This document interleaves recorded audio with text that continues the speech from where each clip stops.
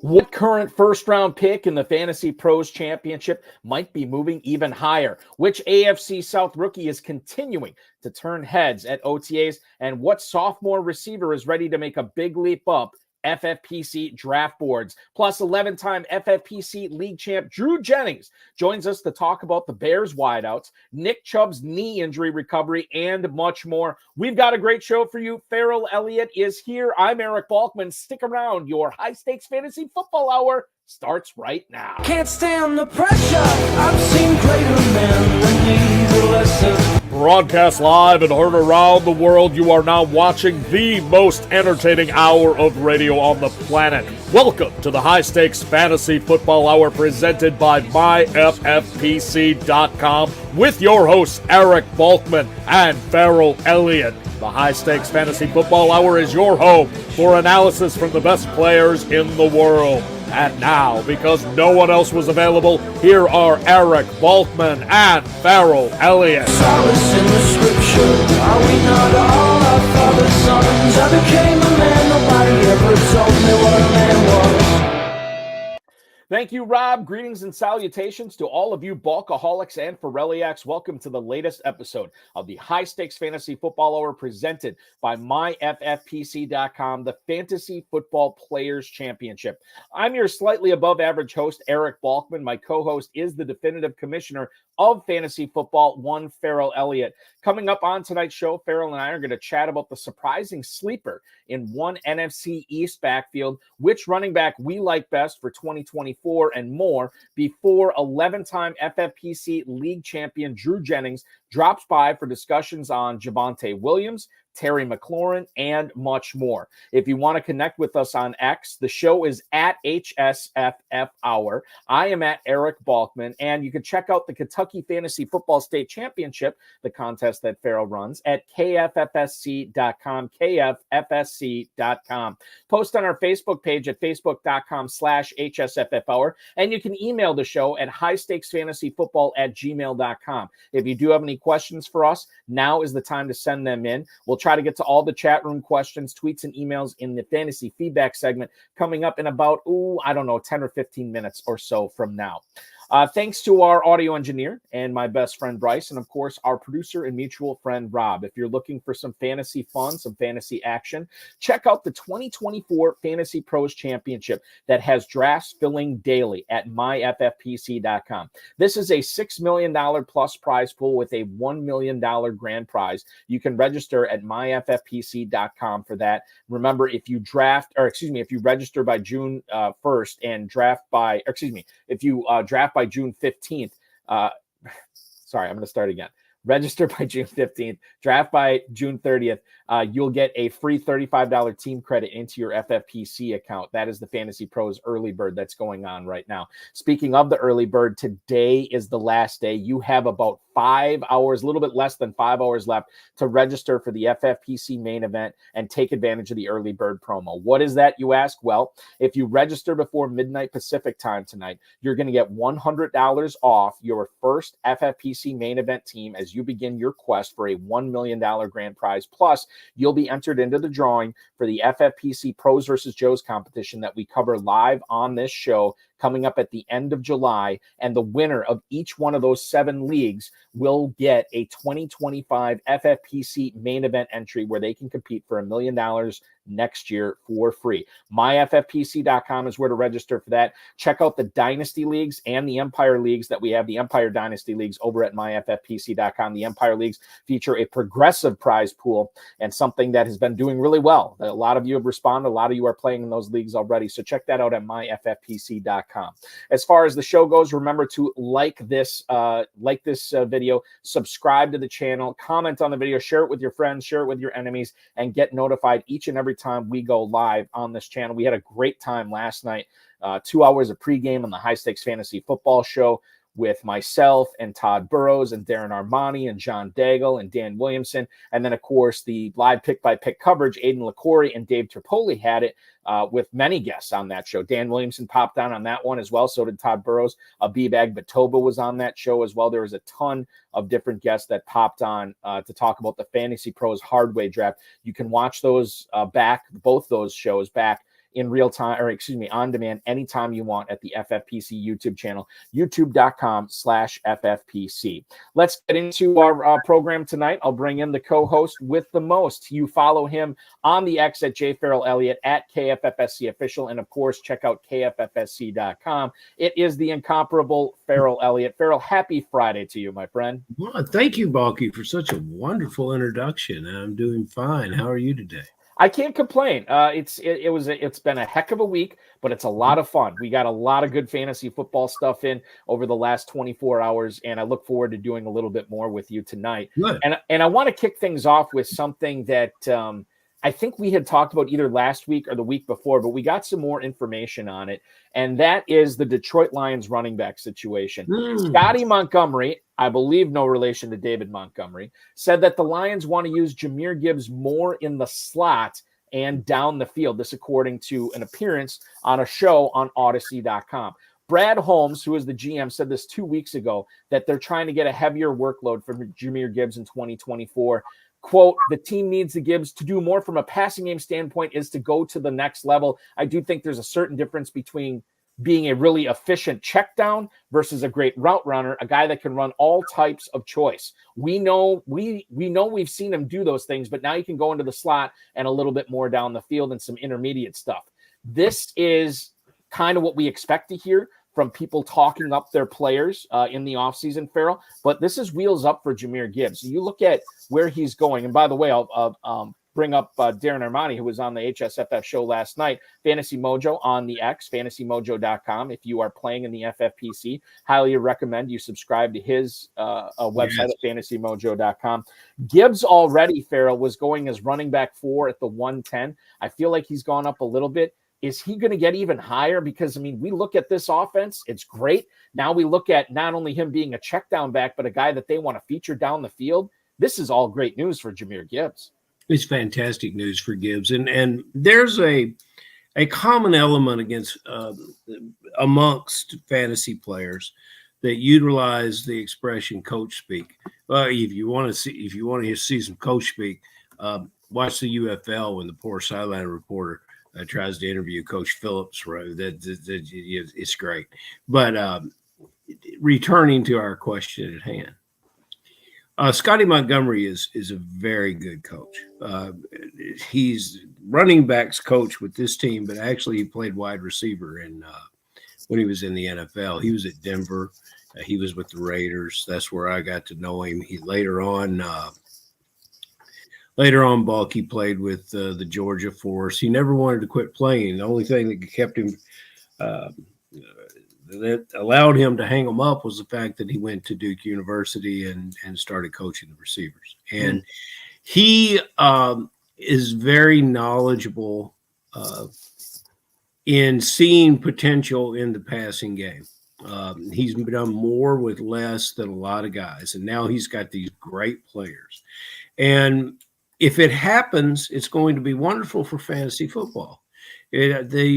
Sometimes when you take a player like this and you find more things for him to do, it could be also to the aspect that you want to free up more Montgomery.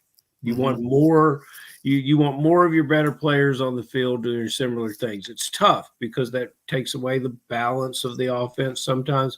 But I believe there's opportunities here for this player to be way beyond what he was last year. And what he was last year was pretty damn good.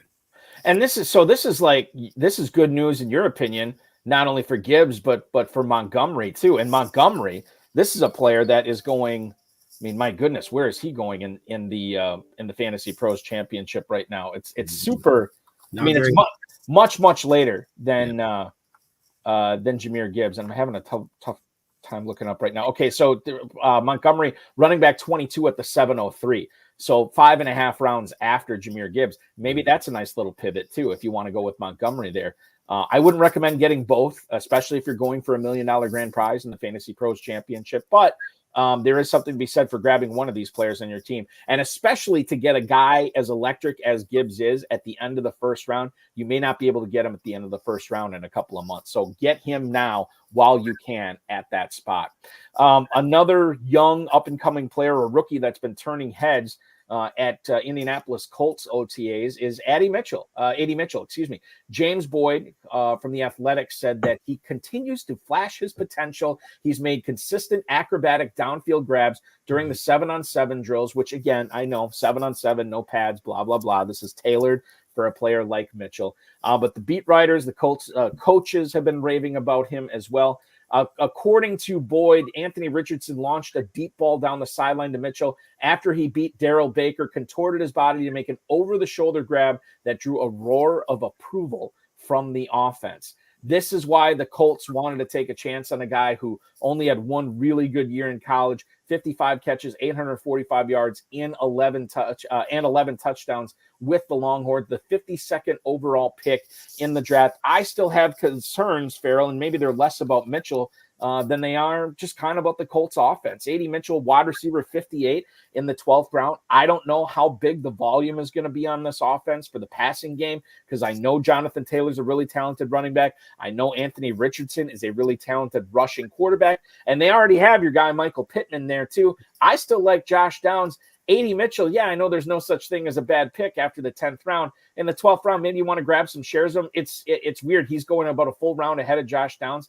I remain bearish is the wrong word. He's not a fade for me, but he's certainly not a target. And again, not an indictment of Mitchell himself, just an indictment of how I think he's going to be used in 2024. If you like the big play receiver, Balky, and you believe a guy that plays with a little edge, I mean, I love his jersey number 10 guys drafted in front of him at the wide receiver position. The problem with this kid, and I do say kid, he's 21 or 22 years old. The general managers were turned off because of the way he interviewed. That was the biggest problem that he had. And then instead of getting better at it, working at it, trying to correct it, he just started skipping interviews. Not a good sign. You need to talk to the guys you're going to work with. Whenever I have a player that's a little closed mouth, and, you know, some guys are quiet in a good way. They'll flash you a smile and they'll go along. This guy was a little mysterious. But Ballard and this culture that they have here of these young players, he couldn't be around a better group than Pittman and Downs. And I think he helps Pittman and Downs because he stretched that field. They have not had a field stretcher there for a while in Indianapolis. T.Y. Hilton, right? Hilton was the last guy to do it. And we've got a monster arm, and and he did a lot of his work underneath. He had the possibilities to go long. This guy is a true post route runner every play, and he could, if you believe he can get up into Christian Watson touchdown territory, now you've got something that's going to pay for that draft capital. But you know what? I'm a big Pittman fan. I have Richardson in a variety of leagues, so I'm very pleased when this player's number got called, because what he's going to add to their opportunities is going to be very significant. Yeah, and I think that, we always say this too, a rising tide raises all ships. Colts offense, no doubt, should be better this year, especially if Taylor can stay healthy all season. But at the same time, when we're talking about players that we like, and I hear a lot of people that are fading Michael Pittman a little bit this year, and I think it's because yes, exactly. Let him drop to us, baby. Let him drop to us. But I think it's a combination of people viewing Pittman as having a limited ceiling, maybe because of limited explosiveness, especially when you consider him to a player like AD Mitchell. I think that works against that and the fact that he is going so high in drafts right now. I mean, Pittman is not a cheap player to acquire. He is currently in the FantasyPros Championship going as the wide receiver 14 in the middle of the 3rd round. So you are paying a lot, but I think you are paying for catches. You're paying for a lot of receptions this year. You're paying for a guy that is going to be featured in this offense. And if you listen to this show, which didn't cost you anything and you didn't have to pay anything, we told you to draft him last year when he was in the 7th and 8th round. Right. So, and I think the thing is too, that's what's scaring off players is they don't see the vertical thing and they see the price tag and they're like, I'm moving on. Not so fast, my friend. I think let's see, with Gardner Minshew, 90 plus catches, 4 touchdowns, pushed 100 catches. Let's see what he can do with Richardson. I'm willing to take that risk. However, I've got to tell you that I think you're right, Balky. He should probably be a 5th, 6th rounder, maybe. You think we can get him down there? You think after inflating him last year, we can deflate him this year? Yeah, Get us some bargains together. It's going to require some help from some other podcasts out there. Yeah. But I think we can spearhead that. Let's spread it around in the hallway. It'd be too late for you, but let's spread it around in the hallway at Planet Hollywood. I think that's the idea. It's just, oh my goodness, another guy taking Pittman in the Can you believe round? Pittman's going that early? Yeah. Holy smoke. So there is time. There's time that we can get Pittman down there, and we'll see if we can do that or not. A player that I think at this time last year, people thought might be going, maybe not in the third round, but much higher than he is going. And he's depressed a little bit. It's because of his performance last year and the fact that he's still catching passes on the same team as DK Metcalf and Tyler Lockett as Jackson Smith-Njigba. Now, Brady Henderson for ESPN reported that, quote, the feeling inside the organization was that Jackson Smith-Njigba has really improved his practice habits. Ferrell, it's very difficult to improve your practice habits if they were already at the summit to begin with. Clearly, they weren't last year in Seattle. Mike McDonald praised JSN's work ethic this year. He said it's been awesome. And apparently, and again, I didn't hear anything about this last year, but apparently that was out there, that he didn't put in the work. He had 90 targets last year. He caught 62 of them for just over 600 yards. He got in the end zone 4 times. Now, as long as Metcalf and Lockett are healthy, Lockett, who, by the way, signed an extension with the team, it's clear that he is still the number 3 guy there. Wide receiver 46 at the 901. Ferrell, can you tell yourself a tale that Jackson Smith-Njigba could be flex-worthy this season, even if Lockett and Metcalf are healthy, or is it going to take an injury for this guy to crack your starting lineup? Yeah, he catches one more pass a game. He doubles his TD production, and you really, really got value at that pick. 80 and 8. That's what I would want to see from him at that pick. And again, look at the age of these players. It's a real there's a real dichotomy between some of the players that were effective at COVID and then some of the players that played all the way through. And this guy played in the league last year at 21 years old. Mm-hmm. So he needed to get introduced to a culture that calls practice. And if you take a look at Lockett, Lockett is a guy that probably gets some days given off. Metcalf is a physical beast, and it all comes naturally. There's certain organizations that don't practice as well, and you've got to, as a young player, perhaps you've got to be led that way. This player was a machine in college. I recall one game where he caught 15 balls. I forget who it was against, but there's nothing not to like about the progression of these players, no matter who's on the field. And he had a good situation with the quarterback last year.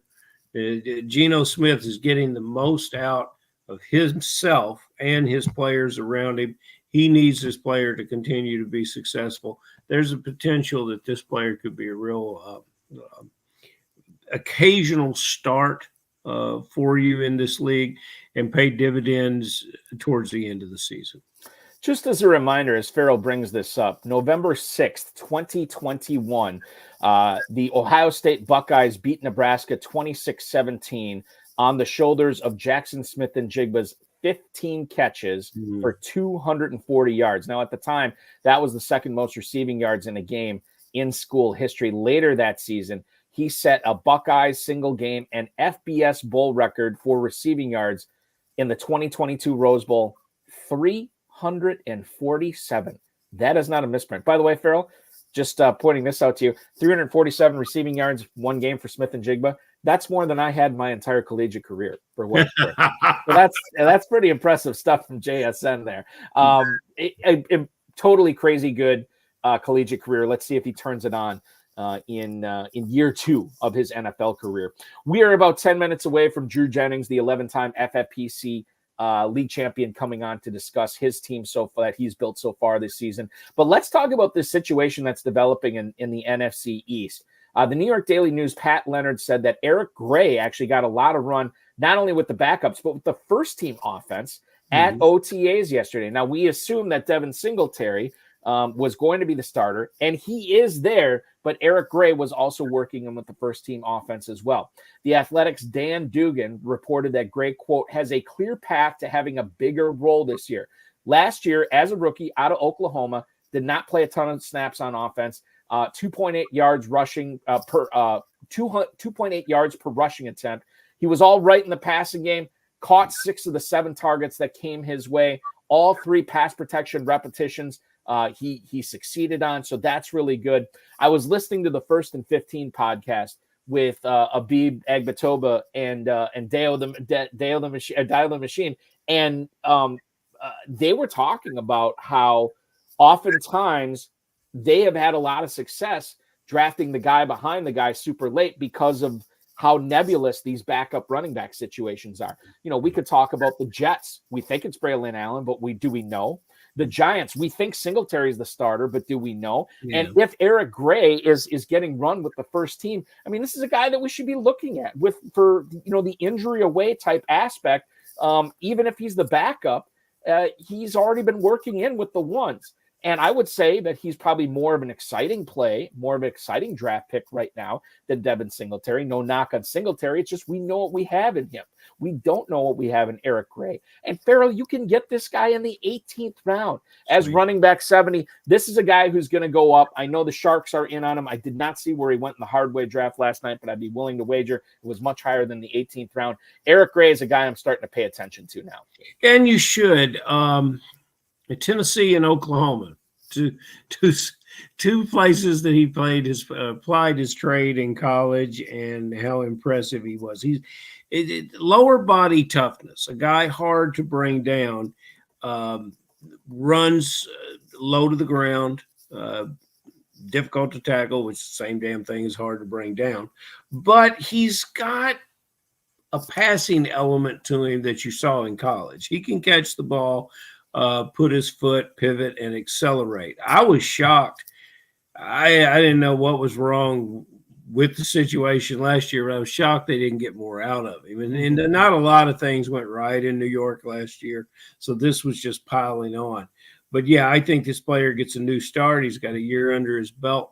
I really like the player, and I don't think any of us picture Singletary carrying the ball 25 times a game. No. So you're talking about a guy here that can catch the ball, maybe get 10 carries and get some goal line. This could be a very, very useful player, even from the number 2 position for this team. I mean, I'm just thinking like, at what point do I not want to take Eric Gray? I mean, if he's going in the 14th, I still want to be in business with him. 12th and 13th, I still would take him. We get to round 10 or 11. Well, now I have to think about it a little bit more. But the fact that he's going so late, and that's not going to last. Like he's going to start moving up draft boards, no question. Let's get. I want to do some emails here, and one of these. Let's do this Breece Hall one because there's chatter in the chat room about it right now. I'll lead things off with that. What's up, Ferrell and Balky? Who's your top running back this season, Breece Hall or Christian McCaffrey? And that's Dave in Metamora, Ohio. Hudson just posted in the YouTube chat right now, who do you guys rate higher, Bijan Robinson or Breece Hall? And I think there's a lot to unpack here. This is a loaded question, especially for somebody who is drafting with the first overall pick, the second overall pick. Right now, Ferrell, I would probably put both of those guys ahead of Bijan Robinson, but it's not. I mean, we're splitting hairs a little bit. Yeah, you are. Tell me if you think this is crazy, because I don't really have any sort of scientific research to back this up or any kind of analytics that would strengthen my case. Christian McCaffrey, I just feel like has been healthy for too long. No, don't say it. And so I know Breece Hall dealt with, he came off the torn ACL or whatever. I always say it's a young man's game, this National Football League.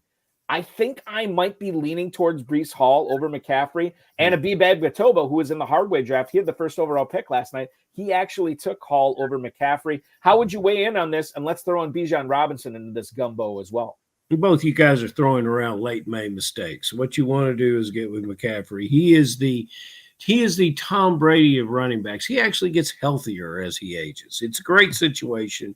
But yeah, we're as you said, splitting hairs. You take these 3 guys. I'm going to go McCaffrey, and I'm going to take him because he centers around the best culture and the best team. Everybody picks this team to repeat in the NFC and be in the Super Bowl. So I like what he's around. I like what he will do. Then we're dealing with 2 excellent players on 2 teams that are struggling and going through changes. One that's going through both that are going through with a veteran quarterback, one that are coming back from injury. I'm just intrigued by the new coaching situation in Atlanta. So I would lean towards Robinson more than I would lean towards Hall, especially when I begin to fill in the fact that it's Rodgers and that there's an injury to recover from. But it's I love all these players, and you're only going to get to draft one. You're only going to have your choice if you're in the 1, 2, or 3 spot, and it's going to be dictated to you. And if you have the number 1 spot, see, for me, that's easy. I'm going to take McCaffrey. So I will bring this up as well. Aaron Jones, when he was a Green Bay Packer with Aaron Rodgers, from 2019 through 2022, he never had more than 59 catches, but he never had fewer than 47. Heavily involved in the passing game. Breece Hall last year, 76 catches with atrocious play from the quarterback position for the majority of the season. How much do those catches go down because Rodgers is probably going to be more comfortable pumping the ball down the field to Garrett Wilson, to Mike Williams, to Malachi Corley, too, another guy that we could talk about, Tyler Conklin, Permar 99. I know it won't be long before he starts mentioning Tyler Conklin in the chat tonight. He's right. He should. And that's the point. Is like, I don't know if Breece Hall catches 76 balls again, and I know and maybe it's counterbalanced with the fact the offensive line should be better, the quarterback play should be better. Maybe he tops 1,000 yards rushing. Maybe he gets into the end zone more. But I think that's a compelling thing to try to figure out, Breece Hall's catches from 2023 to 2024 with the moving parts in at quarterback. That's a very good point. I haven't really looked into that and considered that. But, yeah, that was an outlier of catch numbers. And again, we talk about running backs catching the ball. Who do you like catching the ball? McCaffrey? I do. Yeah, no, that's a good point. And McCaffrey's been, the thing with McCaffrey is they've done a really good job of keeping him healthy in San Francisco. He had that long touchdown streak that got snapped about halfway through the season last year. He's the man. They have a lot of weapons in San Francisco. Kyle Shanahan, a really smart guy. He continues to use McCaffrey and use him a lot. We do like usage for fantasy, and touchdowns. And touchdowns. Yeah, right above usage, I would say. Let's get into to Nico Collins here, Ferrell. Email coming in from, is this Tony? Yeah, Tony in Bloomington, Illinois. He says, hey, guys, are the Texans telling us who their number 1 receiver is when they locked up Nico Collins? Nico Collins, the owner of a brand new contract extension. He is paid well, and he is still being drafted as the number 1 wide receiver in Houston. Collins is wide receiver 15, still about a half round ahead of Stephon Diggs, who's wide receiver 19 at the 401, Collins at the 306, and Tank Dell a little bit later at the 511. Because of this contract extension, do you feel more sure of yourself that Collins is the guy that you want for the Texans receivers this year? I couldn't feel more sure of myself on Nico Collins because nothing that I'm glad to see that he got the money, and they're very, very smart to pay this player soon. If you notice what's happening to these receiver salaries, they're absolutely going through the roof. There's free money associated in the salary cap around all teams here as we approach the June 1st deadline, with those that have managed their salary cap, and those that haven't are getting another $30 million to spend just throughout the TV deal. So I think that is wise, but I don't think you can go wrong at Houston. I don't. There's nothing about Houston that I don't like. And so, I just keep stacking them up. Yeah, I think the one thing I could say that I don't like about Houston is that everybody likes Houston, and it's driving. Yeah, okay, fair enough. I don't think anybody likes them as much as I do. I don't think anybody liked them as much as I did last year. And I liked Dell, who was everyone's darling. I liked him lesser than any of the other guys, although I appreciate Dell. But yeah, I'm all about what's happening at Houston, even at the running back position. Our resident Ivy League professor, Hudson Reeve, weighing in that all should be startable at a minimum. I kind of tend to agree with that. He says he puts them in this order: Collins, Diggs, and then Dell. That's the order I have them. That's the order the FFPC players are drafting them as well. Now, there is a concern that with 3 receivers going in the top 5 rounds all on the same team, maybe not even God himself can make sure that they return value on those ADPs this year. I always bring up what Dizzle said a few years ago about the New England Patriots when they had Rob Gronkowski, Aaron Hernandez, Brandon Lloyd, and I believe Julian Edelman. I think it was Edelman it wasn't Welker. This was post Welker. And Edelman, he's like, all 4 of these guys are going in the top 4 rounds of drafts right now. At least one of them, maybe 2 of them, is not going to return ADP on it. And he was right. 3 of them did. Gronk, Hernandez, and Edelman did. Brandon Lloyd did not, even though he was going in the 4th round. So I don't know if you have another one of those situations on our hands, but certainly splashing a few shares of all those guys. I'm not fading any of them, and I would like to get a piece of that, at least one piece of the Texans offense in at least one draft, or every draft I do this season for sure. Let's do one more email. We do have Drew Jennings waiting in the green room right now to come on and talk fantasy football. The last email I want to get to for us tonight is from Ron in Fort Lauderdale. Is anyone standing out yet in the Chargers backfield to you guys? Thanks much. That is Ron in Fort Lauderdale. If we look at the ADP on the Chargers backfield right now in the Fantasy Pros Championship, you're looking at Gus Edwards as running back 39, J.K. Dobbins running back 46, and Kamani Vidal, the rookie, at running back 50. None of these guys is separating himself in ADP. Edwards is in the mid-10th, Dobbins is in the late 11th, and Kamani Vidal is in the late 12th. Ferrell, how do you handle this situation for the Chargers? Do you have an inkling that one of these guys is going to be better than the other 2? Depends on this. Yes. But we want to focus on fantasy football. So if I'm putting my team together and I look and see that I have some younger running backs to start the season with, I've drafted higher than these figures that you're giving us, then I'm going to take a look at Edwards. And I'm going to say, he's going to do better early than a lot of players will. They're going to count on him. They're going to see if they can get it going there. And guess what? The head coach, based on what he wants to do, he's a little stubborn. So he's going to get plenty of opportunity to prove that running game will develop. And that's probably where I would go. And that's probably the situation that I would go in it. And I think we'll naturally see the picture of the way the team is coming together as we get into double-digit parts of the schedule. But what I want from a Charger running back that I would draft in those rounds would be to balance out a younger top-heavy roster that I feel that will do better as the season goes on. I'm actually a little surprised Vidal is going later than those other 2 guys, given the steam that he got during the dynasty portion of drafting season. Like everybody and their mother was talking about Kamani Vidal, and he's still going behind Dobbins, and he's still going behind Edwards. If his name was Joe Smith, there would be less talk about him.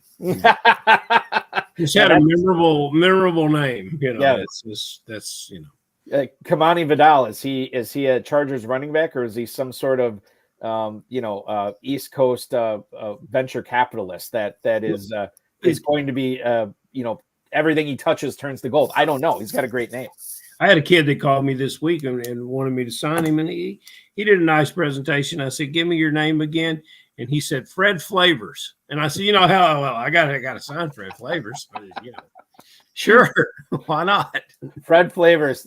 You're going to go places with a name. You got to love Fred Flavors. Absolutely. Fred Flavors, I don't care what he does. I want to be in business with that guy for sure. Here's another guy that you'll want to be in business with as far as his fantasy advice goes. He's got 11 league titles under his belt in his FFPC high-stakes career, and he's out for many more in 2024. You follow him on the X at Hypothesize. That's HYPOTHEYES. Please welcome in the tall, dark stranger himself, Mr. Drew Jennings. Drew, thank you so much for coming on the show, man. You bet. I appreciate it, Eric and Ferrell. It's nice to talk to you guys versus just kind of following you on Twitter, and especially talking to the folks behind things at FFPC since I kind of started playing on the platform right at the beginning of the pandemic. How did you come up with the Twitter handle Hypothesize? Yeah, so back in the day, my brother got me on Twitter, and his handle was Synthesize, UIES, and so we're both trying to kind of like play off of some of the fake I would say, East Coast educational elitism that we thought we had when we were in our early 20s. After graduating from college, we're both relatively analytical philosophy and history majors, which obviously we didn't actually use in our professional career. Oh, sure you did. But that's where that came from. And then I wasn't able to change my handle once I started drafting and going under the moniker Tall Dark Stranger, which is one of my old favorite songs from some of the spaghetti westerns out there. Interesting stuff. So let's get into some more interesting stuff before fantasy football joins the conversation. Drew, what are you doing for a living? You're in Colorado, right? Or Colorado? Yeah, so I'm based out of Denver, Colorado. I've been out here for about 7 years, and I've actually worked at Google for over 10 years. I manage a large cloud platform sales team here in the West. So I'm based out of our Boulder, Colorado office. I've got fantastic folks on my team all throughout the awesome cities in the West. So I get to travel to Seattle, San Francisco, LA, San Diego, do a lot of football watching and running while I'm out on the road, but very much in the technology sales business. Wow, that's fantastic. I use your Google every day. I appreciate I think everyone else does too. Yeah, it's hard to get out of our graphs. I'm kind of working with large companies on some of the general infrastructure under cloud, which for most people is just jargon. And so I try not to go too deep on that front, I guess. And you said spaghetti westerns. What did you say about spaghetti westerns? Yeah, I mean those are so my handle Tall Dark Stranger is from a song from a few of my favorite movies, but Buck Owens originally sang that song, and so that's from Hee Haw, right? Exactly. So that's where I'm into some weird older music, and that comes from my dad, who's an Appalachia boy from New Hampshire. No, that's so a bit all over the place on my end in terms of my interests. Well, and I can see that you have gone west, young man, to seek your fortune. We're going to move you to the east. We're going to get you coming this way. We're going to get you flying over the Mississippi. We're going to get you coming to Kentucky. But before then, we're going to talk about Chicago. Sounds good. Darnell Mooney has left the building. Thank God that era is over.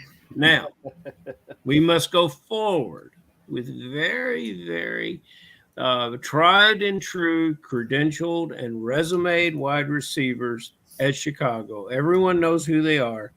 Tell us who your favorite one is and tell us if it was close. Yeah, so it's not close for me. It's definitely Keenan Allen in PPR, especially based off of just like who he's going around, both in redraft as well as best ball. I love DJ Moore from a talent perspective.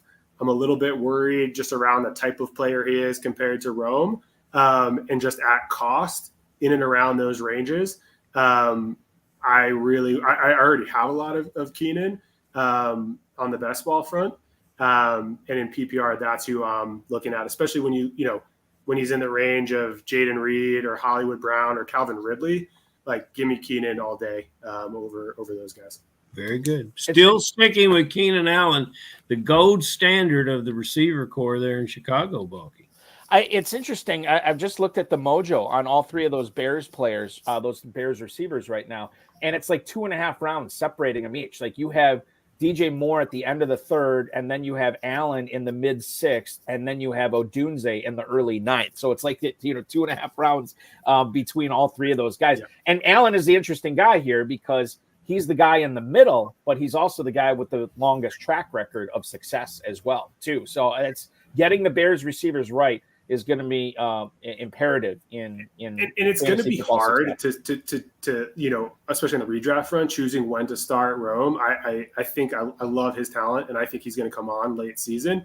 And in Dynasty, he's obviously the guy you want to have, and is probably not even going high enough, right, in some of the startups that I've done this year.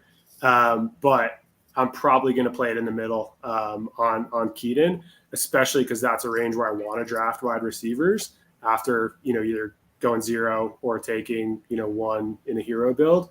And I want him over those guys who I mentioned in that range. Follow-up question in Chicago, real quick. Yeah.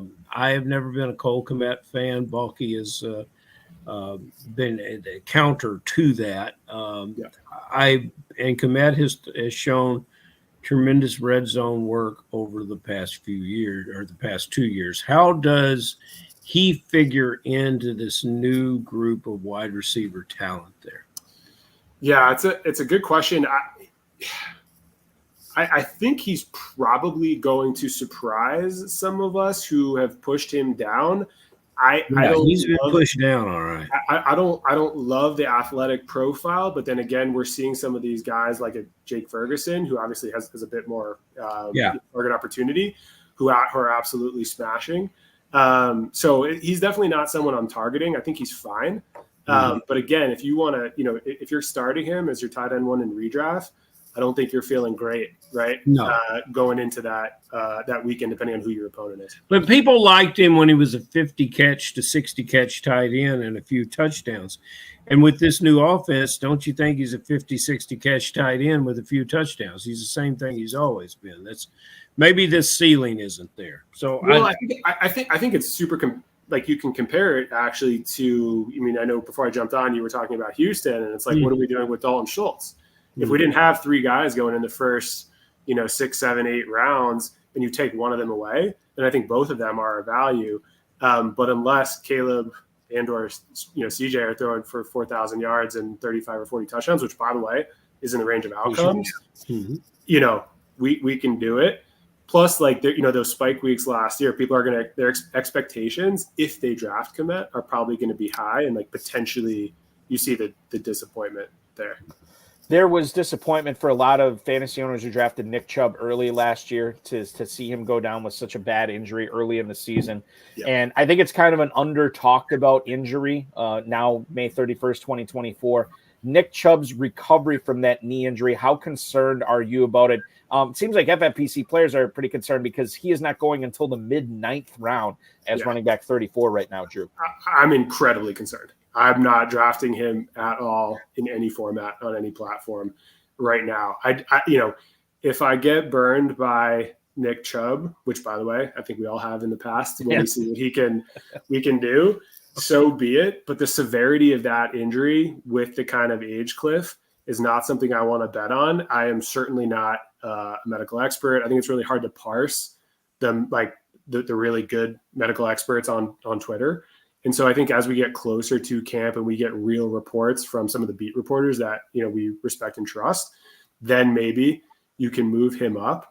But again, even in the 9th, you're giving up significant, somewhat draft capital for at least a 0, I think, for half the season.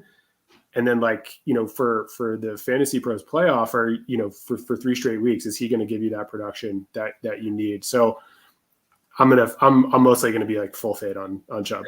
And if you want some medical expertise, you just need to Google that. Exactly. I'll call up a few of my buddies who are orthopedic surgeons, and even them, they can BS me like some of the folks on Twitter will do. Don't find a medical professional. Go straight to Google. Let's stay in your hometown. Let's talk a little Denver Broncos. Last year, I continued to push Javonte Williams. And it challenged about it. I would defend my decision that based on where I drafted him, I got something. When you look at his stat line, it's hard to imagine what you got. When I played him, he scored well for me. So I tend to think when I didn't, when he had his poor games, and I probably just got lucky in that regard. Williams this year, when I watched him run last year, I liked what I saw. Denver was a confused mess last year. You're sitting right there in the city. What do you think about Williams? I don't think personally that the stats could get any worse, but I see the same player that has a very, very high potential. And I think he is not necessarily a bargain, but a draft capital that I am willing to risk. Your thoughts? Yeah, I think that is correct. I'm probably going to be a little bit higher than the market on him in redraft. We see that kind of second year post ACL bump. Love the talent coming out of college. Not a lot of competition in that backfield. P. Ryan hopefully gets cut. I will be out at a couple training camp sessions, so I'll get a good look at him. I think the biggest worry here, and I'm trying not to make this mistake because I did this a lot when I first started playing, and was trying to learn from some of, many of the guys that you have already talked to, is betting on folks who might be in just like horrendous offenses. Yes. And that Ferrell probably worries me more than the injury or the talent stuff. Yeah. And so what do you get, even if he looks good, if the Broncos are playing, 2-3 touchdowns behind, and Bo Nix is, Bo Nix, which like, he's going to be fine, but obviously he wouldn't have been a 12th round pick, right? 2, 3, 4 years ago, but based on where the QB market is, that's where it is. I think that's the biggest concern with Javonte is what do you get with a hit on this Denver team? A team that has not scored a lot of touchdowns and has had a pretty bad offense. Bad is strong, but definitely below average the last few years has been the Washington Commanders. Yeah. And I know there's a lot of people, both fantasy football people and Commanders fans, that are really excited about Jaden Daniels.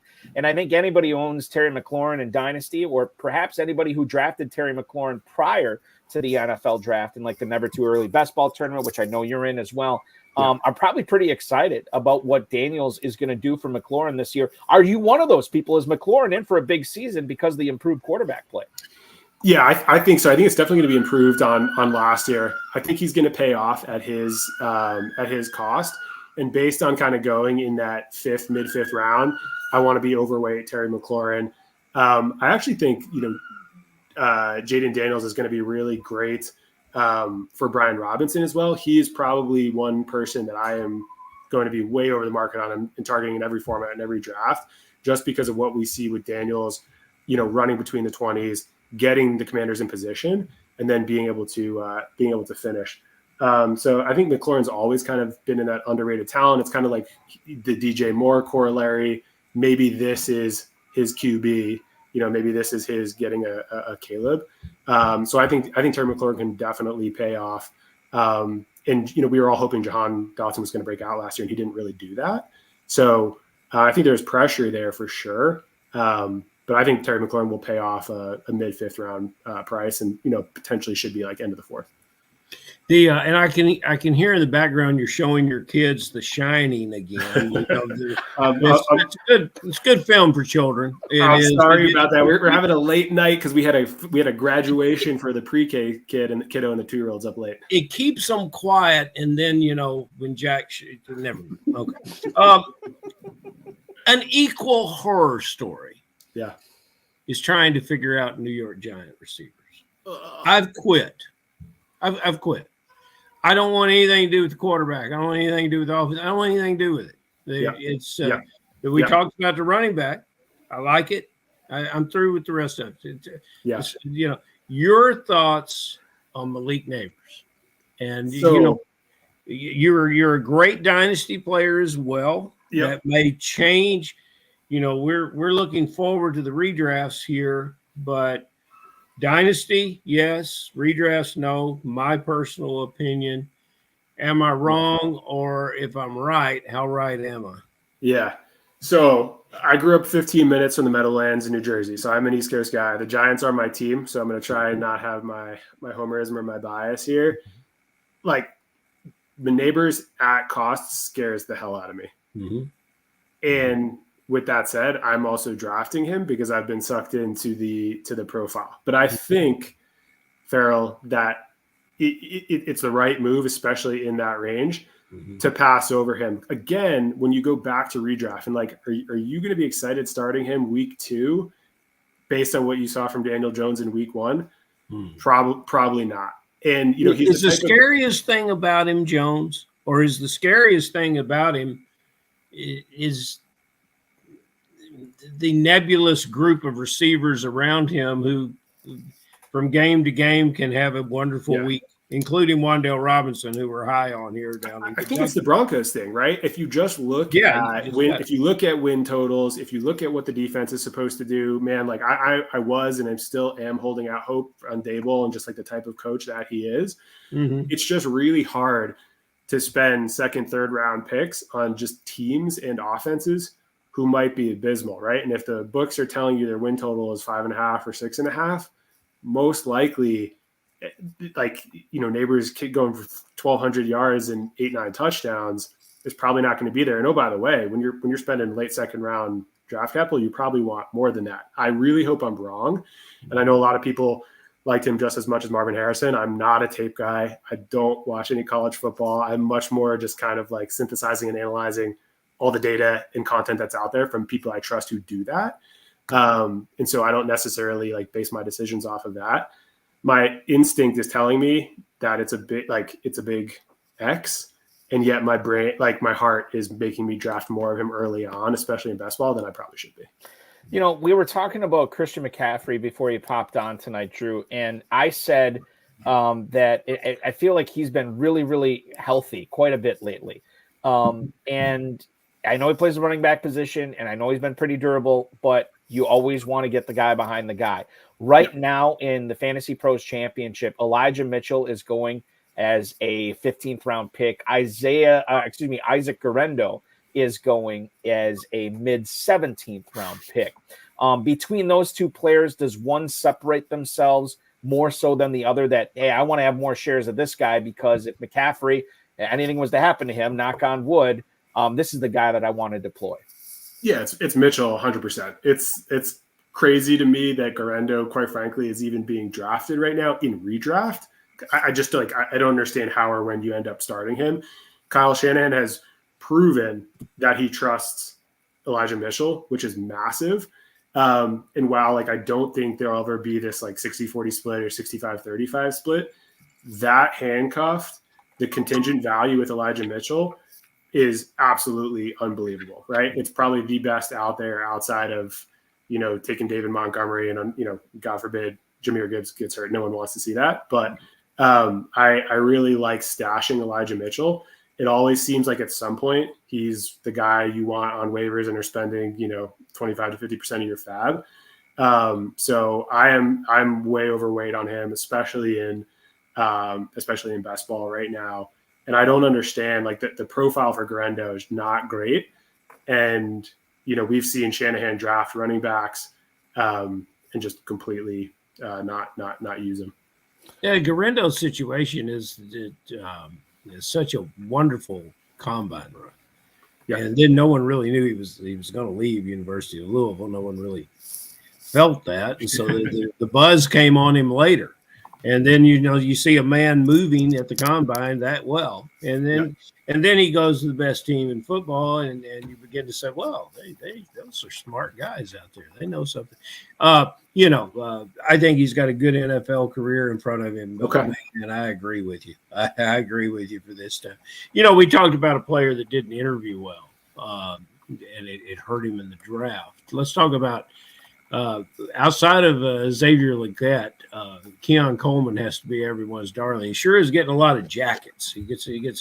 He's ready to stay warm in Buffalo. Talk to me about Coleman. What do you? I'm very intrigued about the player. I'm very intrigued about the connection with the quarterback.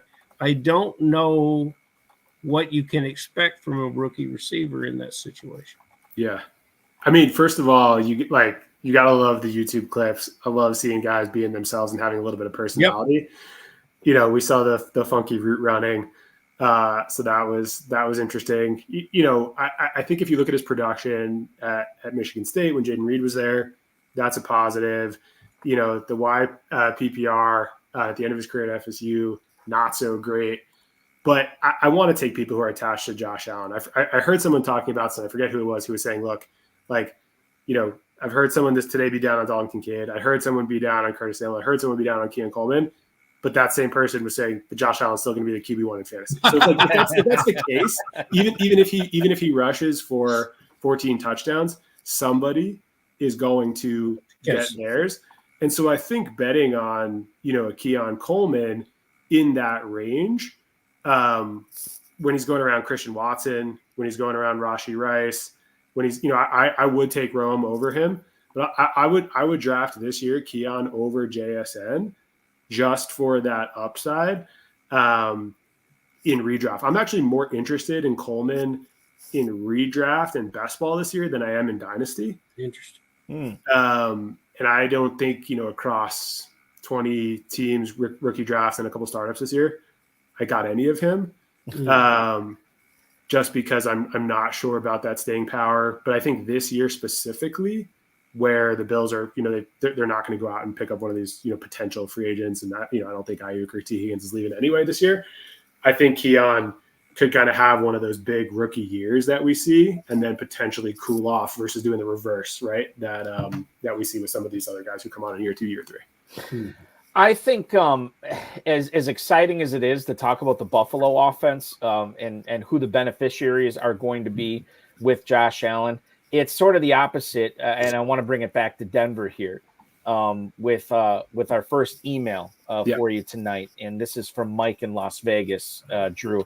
Who is going to be the Broncos pass catcher to own in 2024? I assume he means redraft. And if we look at this right now, Cortland Sutton, 9th round, Marvin Mims, 15th round, Troy Franklin, 17th round. Lucas Krull is actually snuck into the 16th round in a couple of Fantasy Pros drafts. And then you're looking at Greg Dulcich in the 19th round. To me, when I'm not seeing any of these guys go before the 9th round, I'm like, I don't think any of them are the one to own this year. But if you are taking a stab on a Broncos pass catcher, who should it be? By the way, Lucas Krull, did I see that he went in like the 15th round in the Hardway draft last night? Yeah, he did. Yeah, 1501. Okay, so like, quite frankly, and maybe I'm just not hard enough. He like not even really on my radar. I don't think I've drafted him once across a couple hundred basketball teams this year. I think it's Sutton, but again, I'm not targeting any of these guys. And Sutton goes in a range where I want running backs, both in redraft and best ball. So even though I think Sutton is the most likely to be that guy, I'm going to be taking stabs on Troy Franklin and Marvin Mims. I love Mims' talent. I think it's surprising to me that Mims is going after Troy Franklin. But I'm sorry, I might have misspoke. Mims is going before Franklin and draft. Oh, sorry. Okay, got it. Mims at the end of the 15th, Franklin at the end of the 17th. So they're not. Okay. There's not a ton of spots between them, but still. I just like Courtland Sutton's one of those guys, it's almost like a Tyler Lockett, right? You're surprised every year by his stat line.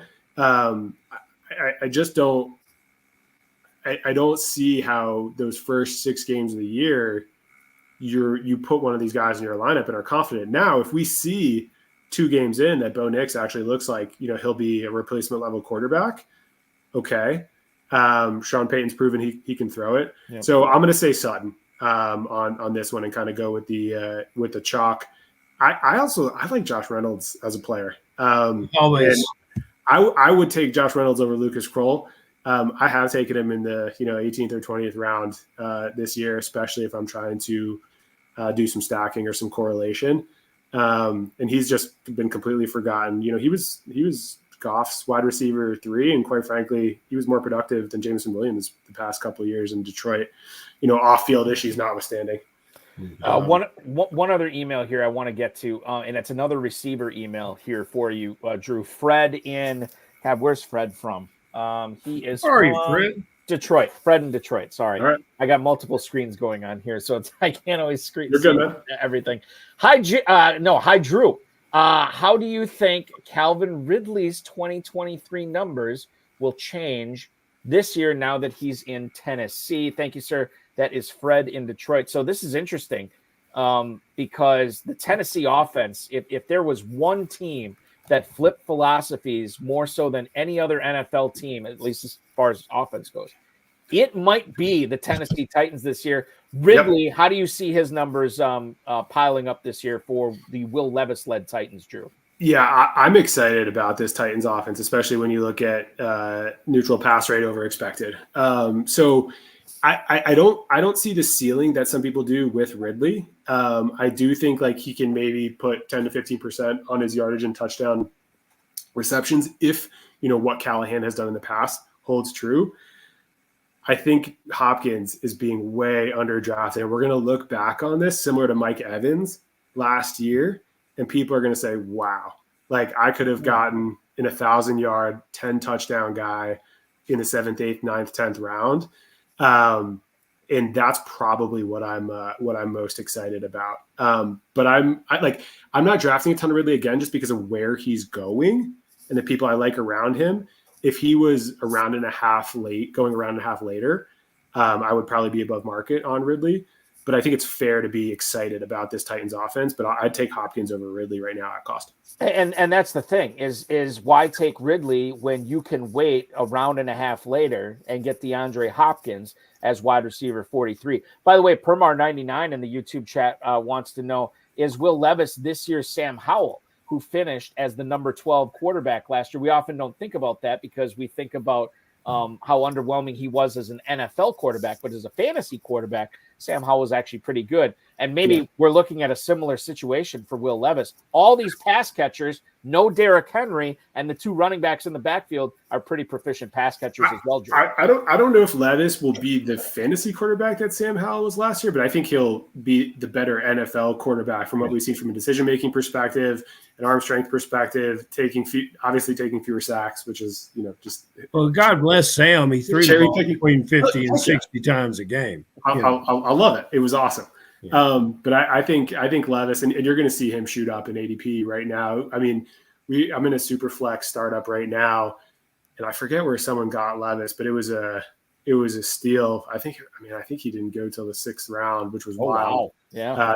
I could be wrong about that, but either way, he's still being slept on. I mean, the biggest question to me too is Tyler Boyd. What do we do with that, right? We never, I think, got to see his full potential in Cincinnati because of who he was behind. And is he just going to be another one of these wide receiver 3 veterans who goes in silently into the night? Yeah. Or again, are we going to be, wow, I could have had, maybe, could Hopkins be the 1, Boyd the 2, and Ridley the 3? Probably not. But, I think those 3 are all closer than the market would say today. And I hate taking stabs on those older wide receiver 3 veterans when you could go for a rookie, even like a Troy Franklin. But Boyd is, I'm still trying to think about Boyd. Boyd, wide receiver 80 right now in the 18th round. I mean, when you're talking about how good can this guy be, just grab him and, late in the drafts, and we'll see what happens. That's another thing too, that's kind of underrated with Fantasy Pros drafts this time of year, or FFPC drafts in general.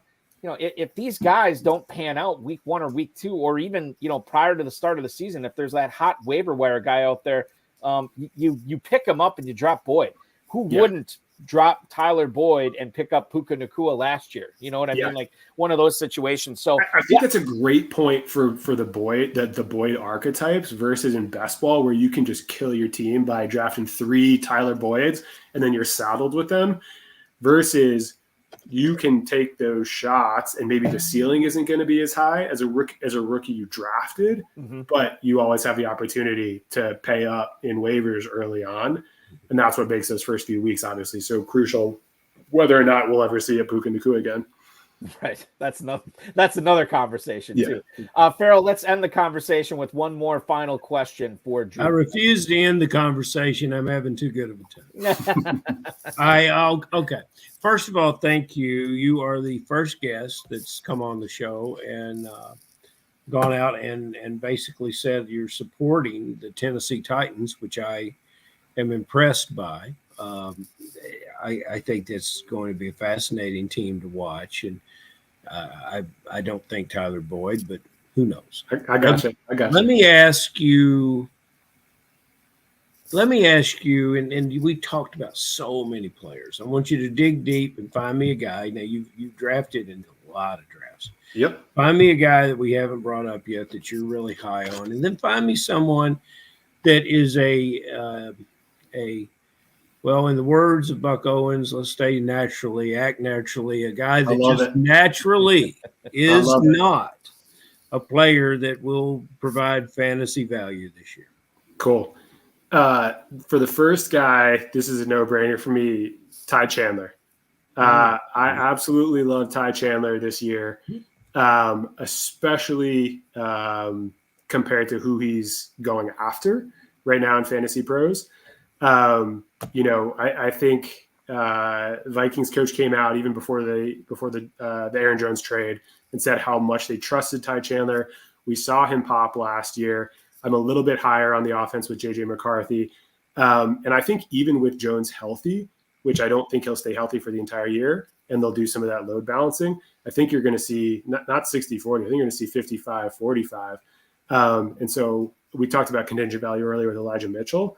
If Jones goes down with another one of those 4 to 6 weeks hamstring type things in PPR, I think Ty Chandler is going to end up looking like a steal. So, again, across my best ball portfolio, I'm above 30% on him. He's my most drafted running back. Elijah Mitchell's close.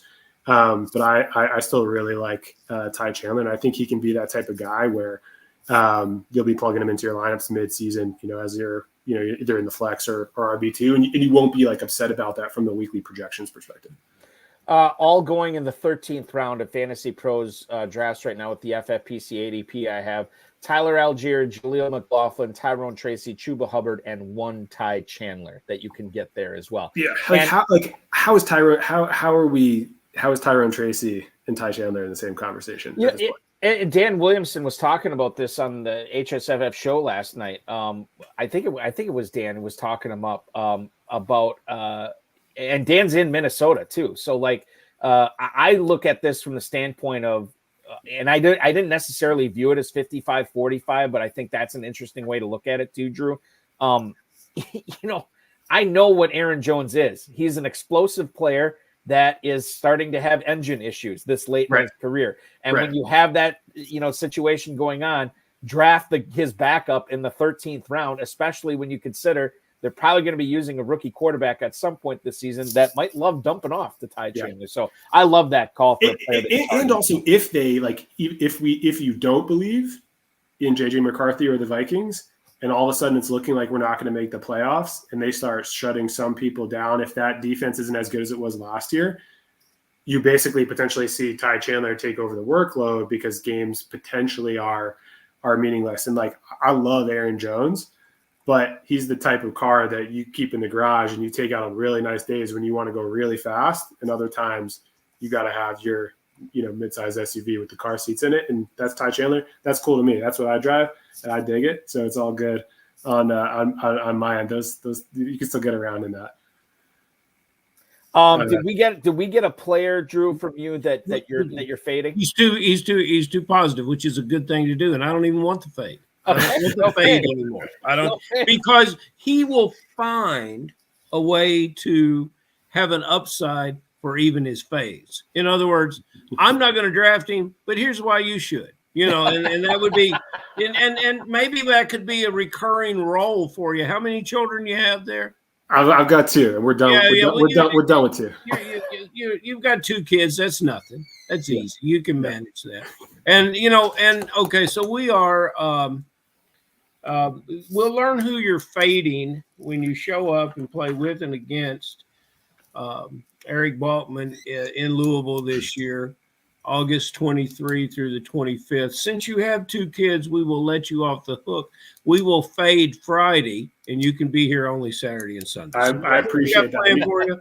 We'll continue to lobby it. There'll be a convention trying to, it's draft Drew time is what it's going to be. I appreciate it, and when I show up, I might be fading Stephon Diggs, but we'll leave that.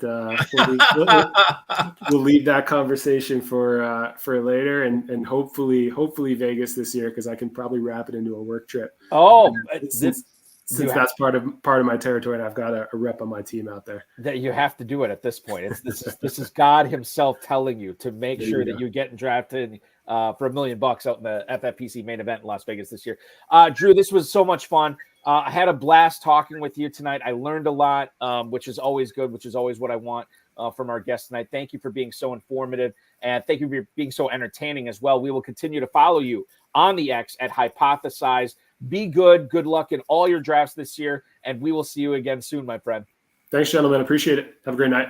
That is the tall, dark stranger himself, Drew Jennings, 11-time FFPC league champion. Wow, what a guy, Ferrell. And I think he kind of let us in on his fade at the end there, which I'm fine with, actually. I'm fine with, I might grab Diggs here or there as a FOMO pick, but yeah, I don't know if I'm necessarily talking about we're fading that. I mean, we can fade players we like. We can, you might be able to say, as big a Pittman supporters as we are, that we're fading Pittman at his current value.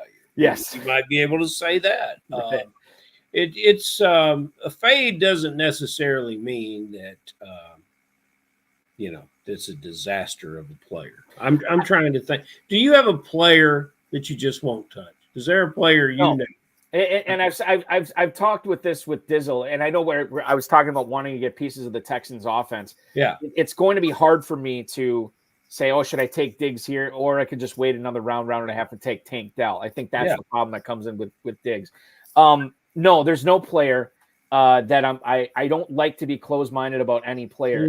I like that. Dizzle had talked to me about this, and I think I brought this up on the show before, where he's like, oh, this guy's off my board, Balky. And I'm like, how could it be off your board? Like every player has a price. Like a player can only tumble so far before I'm like, okay, I don't like this player, but I love this ADP, or I love the value I'm getting on him. Now I'm going to be in on him. I don't think there's one player I could tell you that I am off on. Now, if we want to talk about players that I'm off on at current ADP, that's another conversation. Yeah, that's a whole other thing. Yeah, I mean, like Kyron Williams. I don't know if I want to pay up for him where he's currently going in drafts right now. I'm starting to sour a little bit on Josh Jacobs right now as a mid-third round pick. I know you're telling me not to, but he's a guy I have concerns with. Deebo Samuel going in the early fourth round. So I don't. And again, I'm not necessarily. I'm not touching those guys at all in those spots. But I do think kind of what Drew was saying. You look at the other players going around those spots, and there might be players I like better there. Baker Mayfield would be my consistent. You're always fading him.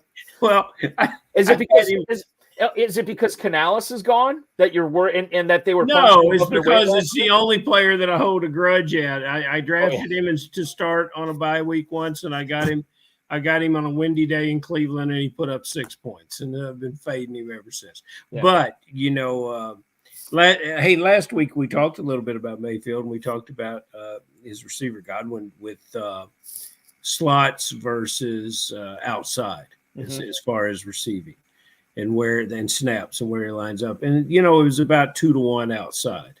And I'd like to continue to look at that and see if we really what the difference of production was. But, and we were for Godwin having a big year, but not necessarily for the right reasons last year. So, what Mayfield's been around a long time. What he learned from Canales, he'll keep, he'll go forward, and he'll be a good quarterback. And maybe I can rectify it this year by putting him in a lineup. Maybe he'll get double digits, and I'll be happy. It's tough to live with. Yeah, it is tough to live with, and this is the life we've chosen, this fantasy football life of talking about dealing with Baker Mayfield on your active roster this year. That was just we got so deep into so many other players tonight. I don't want to dwell on that. I do want to bring in Hudson Reeve right now in his chat, his post in the YouTube chat. See you in the main event tomorrow. If you snipe Brennan and me too much, then I think a free Kentucky main event is the only proper compensation. So you don't want to snipe our good friend Hudson Kern Reeve, our Ivy League professor, tomorrow too much, or it may cost you a KFFSC main event team. But good luck in that draft, my friend. Well, thank you. I'm playing in that draft with one of our better players in Kentucky, our good friend Rich Bates. And, yes. Rich and I, we ought to have a good time. Rich won his entry into the FFPC last year playing in Kentucky. He came out, he sat down at the table. He had the number 1 draft pick, and he took Tyreek Hill, and he was rewarded impressively so. And he won that league, and he's back for more. That's good. That's good. Good for Rich Bates. Good for you. Good for the KFFSC. We will continue to register for leagues at kffsc.com. Ferrell, always good to talk to you, my friend. Thanks for hanging out with me again tonight. We'll do this again next week. Thank you, Balk. That is Ferrell Elliott, the definitive commissioner of fantasy football, coming to you live on the High Stakes Fantasy Football Hour tonight. Show was last night. And that's going to complete our program. I want to thank Drew Jennings, our guest tonight, Ferrell Elliott, the FFPC, Rob Bryson, of course, each and every one of you for watching. We will be back next Friday at 10 p.m. Eastern time with another great guest as we will kick off the the month of June's shows this coming Friday. This is our last May show. June drafting starts tomorrow. In case you missed last night's High Stakes Fantasy Football show on the Better Sports Network or on the FFPC socials, you can rewatch it on any of those social accounts. Again, FFPC, BSN, YouTube, Facebook, and Twitter. It was all pregame for the Better Sport, or for the Hardway Fantasy Pros Championship. 12 really talented players. Abib Agbatoba, the back-to-back winner of the Football Guys Players Championship. The Go Bills guys, Sean Stutzman, Don Bariani, and Nick Costantino. They had a team in there. They were the back-to-back FFPC main event winners. You had Dan Williamson. You had David Hubbard. You had Todd Burrows. John Daigle, Darren Armani, Davis Maddock were all in those drafts as well. And if you want to watch the pregame for it, Dan Williamson, John Daigle, Darren Armani, and Todd Burrows were my 4 guests we had on the HSFF show. And then you can watch the draft after that. It is on demand. Aiden LaCouri and Dave Tripoli did a great job calling all the action from that draft. That show is live again this coming Thursday at our normal 7 p.m. Eastern time start with the Sports Gambling Podcast, Ryan Kramer, co-hosting with me. Don't forget the RotoViz High Stakes Lowdown is back for June. We'll be going live at 10 p.m. Tuesday night. Me and another special guest chopping it up with Fantasy Pros Championship knowledge, ADP, fades, strategies, targets, etc., etc., etc. Check out the Fantasy Pros Championship. We got the midnight draft coming up in, I'd say about 40 minutes or so here.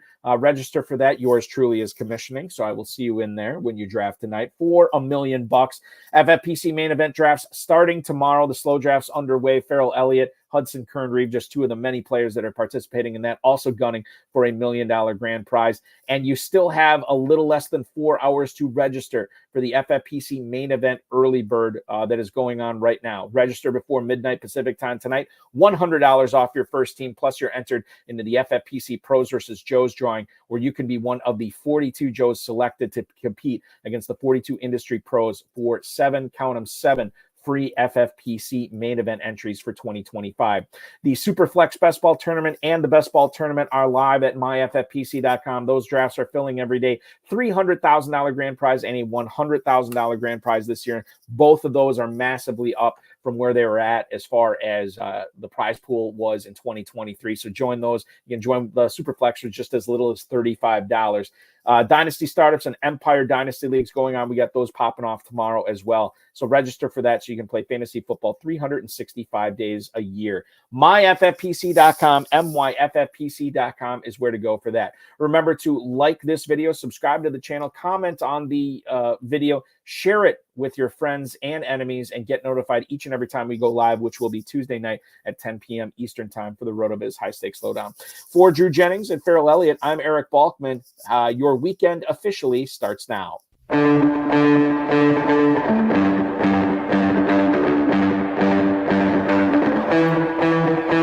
This has been another episode of the High Stakes Fantasy Football Hour presented by myffpc.com.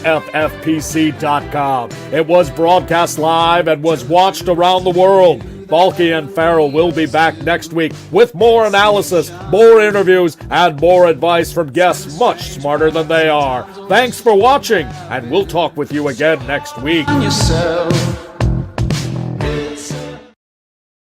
I just want to make clear, I kind of butchered this at the top of the show. For the Fantasy Pros Early Bird, register by June 15th, so you get about 15 more days to do it.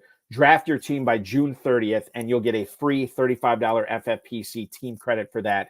You can do that up to 3 times. So, and you'll get the $50 discount on the Fantasy Pros Championship 3-pack as well. So you save $50 there. You get 3 free teams valued at over $100. It is a win-win-win, as Michael Scott from The Office would say. Thank you so much for watching and participating in the show tonight, everybody. Really a lot of fun this Friday night, and we'll do it again next Friday. RotoViz High Stakes Lowdown. Don't forget, 10 p.m. on Tuesday. Happy drafting this weekend, everybody.